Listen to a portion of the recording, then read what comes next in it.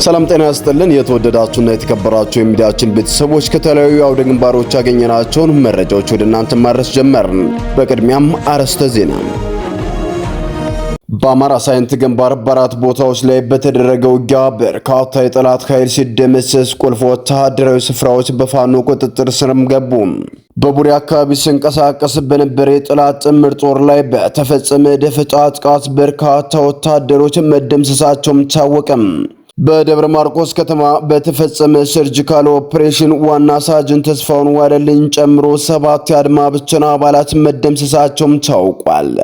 በሰርጂካል ኦፕሬሽኑ ከተገደሉ በተጨማሪ 11 የሚሆኑት ክፉኛ ቆስለው በሞትና በሕይወት መካከልም እንደሚገኙም ታውቋል። የምረት አዋጁን የተቀበሉ የአገዛዙ ሰራዊት አባላት 5 ጥቁር ክላሽና 1 ስናይፐር በመያዝ ምኒልክ ዕዝንም ተቀላቀሉ። እስከ መጨረሻው ድረስ አብራችሁን ከሆናችሁ እነኝና መሰል መረጃዎችን በዝርዝርም ትሰሙታላችሁ። እናንተም ድምጻችን ለዓለም እንዲሰማ ላይክ፣ ሼር እንዲሁም ሰብስክራይብ በማድረግ ቤተሰብ ይሁኑ እያልን ቀጥታ ወዳገኘናቸው መረጃዎች አለፍን። አብራችሁን ቆዩ። በደብረ ማርቆስ ከተማ በተፈጸመ ሰርጂካል ኦፕሬሽን ዋና ሳጅን ተስፋውን ዋለልኝ ጨምሮ 7 የአድማ ብተና አባላት መገደላቸውም ታወቀ። በሰርጂካል ኦፕሬሽኑ ከተገደሉት በተጨማሪም 11 የሚሆኑት ክፉኛ ቆስለው በሞትና በሕይወት መካከል እንደሚገኙም ተሰምቷል። የ206ኛ ኮር የልዩ ኦፕሬሽን ምድብተኞች የማይቀረው የአማራ ሕዝብ የድል ቀንን ለማራዘም በህልውና ትግሉ ላይ አሚካላሾይ በሆኑ ካድሬዎችና ባንዳ የአድማ ብተና እንዲሁም የሚሊሻ አባላት ላይ የሚወስዱትን እርምጃ አጠናክረው መቀጠላቸውንም ሚዲያችንም ለማረጋገጥም ችሏል። በተመሳሳይ መረጃም በቡሬ አካባቢ ሲንቀሳቀስ በነበረ የጠላት ጥምር ጦር ላይ በተፈጸመ ደፈጣ ጥቃት በርካታ ወታደሮች መደምሰሳቸውም ታወቀ።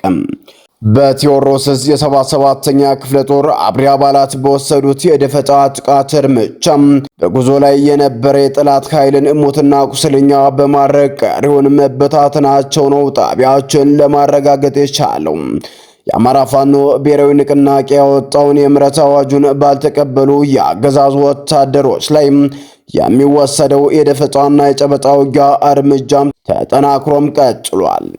በአማራ ሳይንት ግንባር በአራት ቦታዎች ላይ በተደረገው ውጊያ በርካታ የጠላት ኃይል ሲደመሰስ ቁልፍ ወታደራዊ ስፍራዎች በፋኖ ቁጥጥር ስርም ገቡ።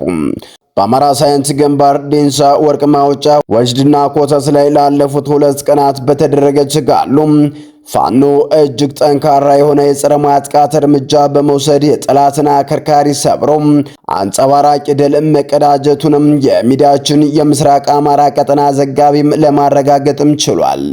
በተጋሎ ፋኖ በቀላል የጦር ቴክኒክ ትልቅ ድል በመቀዳጀት ኃያልነቱን ዳግም ያስመሰከረ ሲሆን በአንጻሩ ደግሞ የአገዛዙ ኃይል አሉኝ የሚላቸውን ወታደሮች ከነከባድ መሳሪያዎች አሰልፎ የፋኖን ጥቃት መከላከል ሳይችልም ቀርቷል። የምረት አዋጁን የተቀበሉ የአገዛዙ ሰራዊት አባላት 5 ጥቁር ክላሽና 1 ስናይፐር በመያዝ ምኒልክ ዕዝንም ተቀላቀሉ። የ11ኛ ዕዝ 104ኛ ኮር መሐንዲስ ሲሆኑ 6 የአገዛዙ ሰራዊት አባላት ከነሙሉ ትጥቃቸው የአማራ ፋኖ ብሔራዊ ንቅናቄ ምስራቅ አማራ ቀጠና ምኒልክ ዕዝ 303ኛ ግዙፉ አሳምነው ኮር ነብሮ ተወርዋሪ 16ኛ ክፍለ ጦርን በዛሬው ዕለትም ተቀላቅለዋል። የሰራዊት አባላዎችም 5 ጥቁር ክላሽና 1 ስናይፐር ይዘው ሲመጡ በ303ኛ ኮር ከፍተኛ አመራሮች ደማቅ አቀባበልም ተደርጎላቸዋል። ኳብለለው የአማራ ፋኖ ብሔራዊ ንቅናቄን ምስራቅ አማራ ቀጠና ምኒልክ ዕዝ 303ኛ ኮር ነብሮ ተወርዋሪ 16ኛ ክፍለ ጦርን የተቀላቀሉ የአገዛዙ ሰራዊት አባላት መካከል 4ቱ የ10 አለቃ ማዕረግ ያላቸው ሲሆን 2ቱ እግረኛም ናቸው። እነዚህ የአገዛዙ ሰራዊት የነበሩ አባላትም እኛ የአማራ ፋኖ ብሔራዊ ንቅናቄ ያወጣውን የምረት አዋጅ ተቀብለን ወደ አማራ ፋኖ ተቀላቅለናል። አሁን እኛ በነበርንበት ቦታ ያላችሁ የሰራዊት አባላትም እንዲሁም አመራሮች ጊዜው ሳይረፍድባችሁ በያላችሁበት ቀጠና ወደ ፋኖ እንድትቀላቀሉም ሲሉም ጥሪም አስተላልፈዋል። በተያያዘ መረጃም ወደ ትግራይ ክልል ስናቀናም አዲስ የጦርነት ስጋት የትግራይ ተወላጆች ከሰሜን ኢትዮጵያ ለቀው እንዲወጡም እያደረገ ነው ተብሏል። አዲስ የጦርነት ስጋት የትግራይ ተወላጆች ከሰሜን ኢትዮጵያ ለቀው እንዲወጡ እያደረገ ነው ሲልም የፈረንሳይ ዜና አገልግሎት ኤኤፍፒም ዘገበም።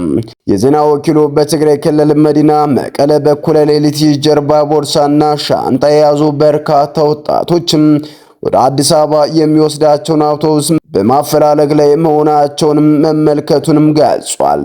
በፌዴራል መንግስቱና በትግራይ ኃይሎች መካከል በተደረገና ቢያንስ 600,000 ሰዎች ሕይወትን በቀጠፈው የእርስ በርስ ጦርነት ውስጥ በትግራይ ኃይል በኩል በመሆን ተሳትፎ የነበረው የ23 ዓመቱ አቤል ለደህንነቱ ሲባል ስሙ የተቀየረም አዲስ ግጭት መከሰቱ አይቀሬ መሆኑንም እንደሚያሰጋውም ተናግሯል። እዚህ መቆየት ከእንግዲህ አስተማማኝ አይደለም የሚለው አቤልም ሰዎች ሲሞቱ አይቻለሁ፣ ያንን ደግሜ ማየት አልፈልግም፣ ጦርነቱ ዳግም እንዲደርስብኝ አልፈልግም ሲልም ስጋቱን ለሚዲያችንም ገልጿል። የመካከለኛው ምስራቅ ቀውስ ዓለምን እያነጋገረ ባለበት በዚህ ወቅትም በቀይ ባህር ቀጠና በአፍሪካ ቀንድ ሌላ ግጭት እያንዣበበ እንደሚገኝና የፌዴራልና የትግራይ ኃይሎች በሰሜን ኢትዮጵያ ድንበር አካባቢ ዳግም ኃይላቸውን እያከማቹ መሆኑንም ዘገባውም አመላክቷል። እንደ ዘገባው ገለጻ ትክክለኛ ቁጥር ባይታወቅም ከጦርነቱ በፊት የ6 ሚሊዮን ሕዝብ መኖሪያ ከነበረችው ከትግራይ ክልል በመቶዎች የሚቆጠሩ ሰዎችም በየቀኑ በአውቶቡስና በአውሮፕላንም እየወጡም ይገኛሉ። ሰላም ጤና ይስጥልን። የተወደዳችሁና የተከበራችሁ የሚዲያችን ቤተሰቦች ለሰዓቱ የነበሩን መረጃዎች እነዚህን ይመስሉ ነበር። በሌላ በተጠናከረ መረጃዎች እስከምንገናኝ በያላችሁበት ሰላም ቆዩልን።